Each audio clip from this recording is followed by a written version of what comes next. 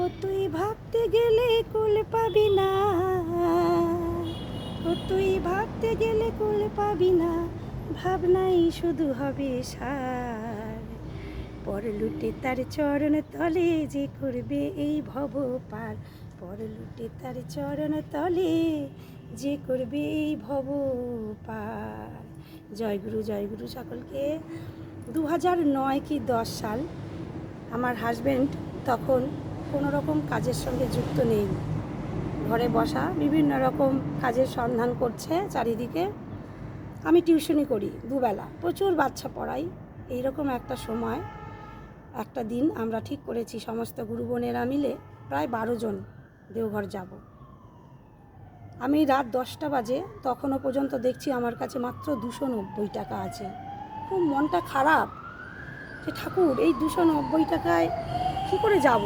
ছেলে ছোট, ছেলের কোনো গাড়ি ভাড়া লাগবে না, কিন্তু আমরা দুজন, আমাদের গাড়ি ভাড়া 290 টাকায় কী করে হয়? পরের দিন সকালে বেরোবো 6:30টায়, সকাল 9:40-এ তুফান এক্সপ্রেস ধরবো হাওড়া থেকে, এরকম কথা ঠিক হয়ে আছে। এক গুরু বোন আগের দিন রাতে আমার বাড়ি চলে এসছে। খুব চিন্তা করছি কি করা যায়, কোথা থেকে টাকা জোগাড় করব।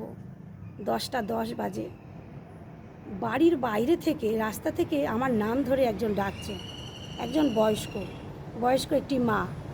আমার বড় যা বলছে তোকে কে বাইরে ডাকছে। আমি বাইরে বেরোলাম, বেরিয়ে দেখলাম হ্যাঁ আমি তো এনাকে চিনি, প্রায় 2-3 বছর আগে দেখেছি।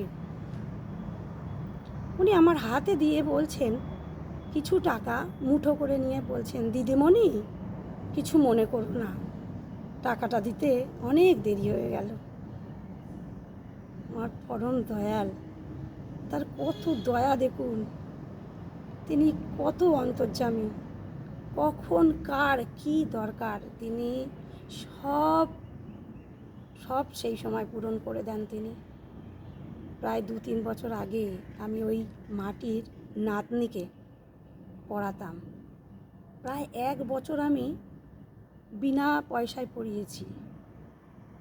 ওরা দিতে পারিনি, তখন এতটাই ওদের অভাব, বা মানে মেয়েটির বাবা ছিল একটু অ্যাবনর্মাল, আর মাটা বাড়ির বউ কিছু করতো না, তো সেই জন্য দিতে পারিনি। ওরা এখান থেকে ভাড়া উঠে চলে যায়, অনেকটা দূরে চলে যায়। তারপর আর কোনো যোগাযোগ ছিল না, তখন তো মোবাইলও ছিল না, এই যোগাযোগ ছিল না।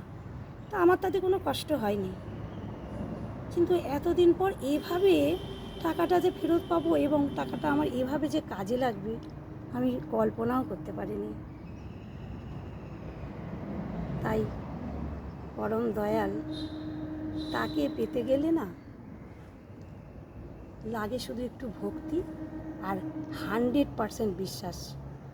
100% বিশ্বাস নিয়ে যদি পরম দয়ালের কাছে যাওয়া যায়, আমার ঠাকুর যে কতটা জাগ্রত তখন বোঝা যাবে। আমার জীবনে বহু ঘটনা আছে এরকম। তাই আমার ঠাকুরকে কিন্তু 100% বিশ্বাস করতে হবে, 1% কম করলে চলবে না। সকলের মঙ্গল প্রার্থনা করি পরম দয়ালের শ্রীচরণে। জয় গুরু।